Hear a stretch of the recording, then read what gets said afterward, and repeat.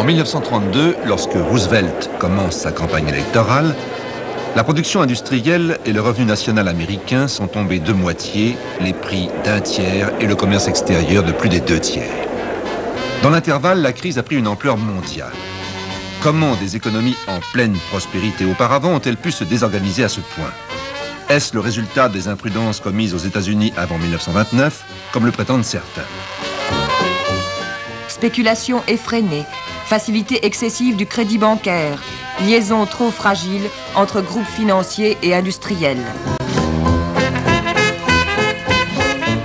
Mais il n'est guère possible d'attribuer à des phénomènes purement américains une crise qui a atteint aussi bien toutes les autres économies capitalistes.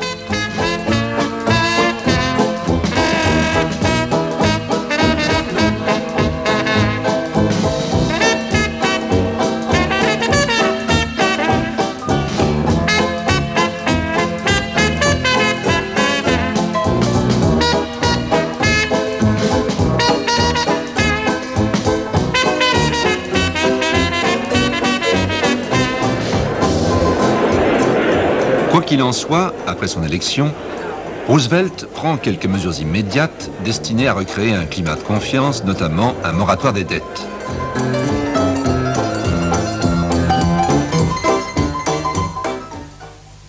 Surtout, il lance avec son Brain Trust la politique du New Deal pour lutter réellement contre la crise.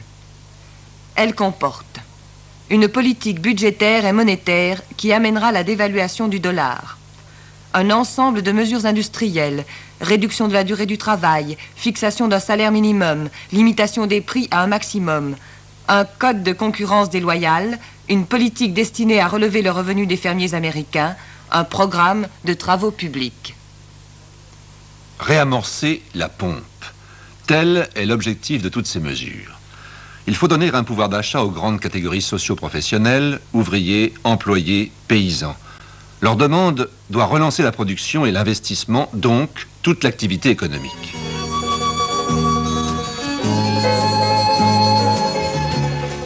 Cette politique suppose en réalité une action des pouvoirs publics dans toute une série de domaines.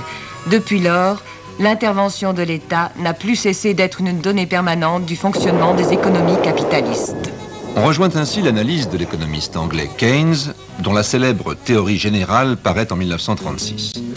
Pour lui, le capitalisme est condamné, du moins sous sa forme libérale. Par contre, il trouvera un nouvel élan, à condition de lier étroitement l'activité des entreprises et les actions de l'État. Celui-ci doit permettre le plein emploi en stimulant l'épargne, l'investissement et la croissance continue.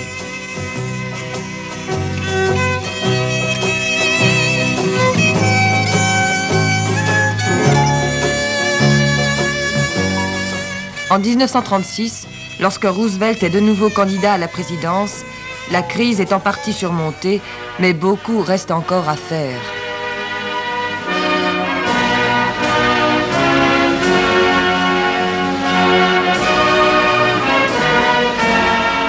Il est réélu avec un pourcentage sans précédent.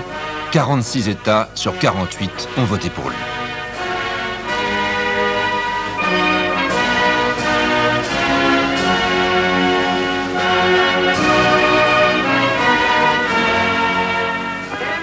Dans ce pays, je vois des millions de familles qui essaient de vivre avec des revenus tellement faibles que la catastrophe peut s'abattre sur elles d'un jour à l'autre. Le tiers des habitants du pays est mal logé, mal vêtu, mal nourri.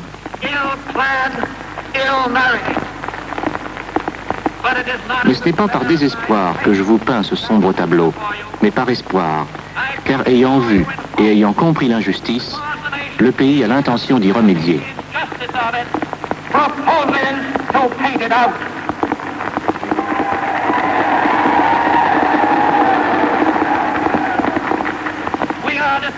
Nous voulons que chaque Américain fasse l'objet de l'intérêt et des préoccupations de son pays. Ce n'est pas en donnant davantage à ceux qui possèdent déjà beaucoup que nous devons mesurer les progrès accomplis, mais c'est en offrant assez à ceux qui possèdent trop peu.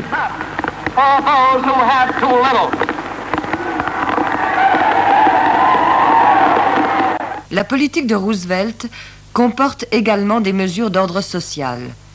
Elle combat les abus qui empêchent le fonctionnement normal des syndicats et permet à la vie syndicale de se développer. L'opposition des entreprises à ces mesures provoque une série de grèves et même des occupations d'usines.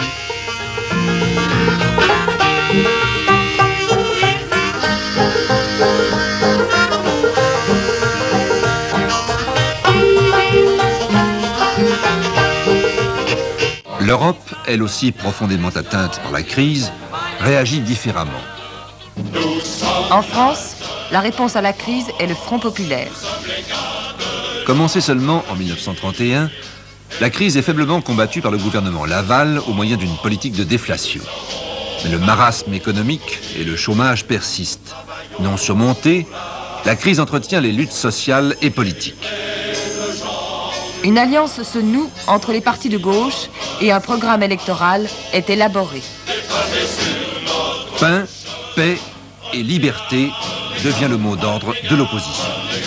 Le 5 juin, Léon Blum constitue le gouvernement. Nous voulons rendre confiance en elle-même à l'Europe pacifique. Nous voulons rendre confiance en elle-même à la France laborieuse. Un ministère des Sports et Loisirs est créé que dirige Léo Lagrange. Autre innovation, 3 femmes font partie du ministère, dont Irène Joliot-Curie à la recherche scientifique, le futur CNRS.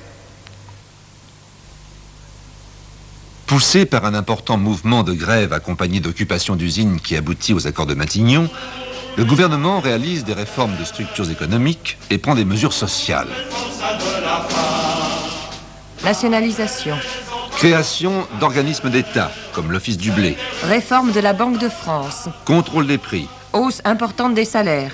Introduction des congés payés et du principe des conventions collectives.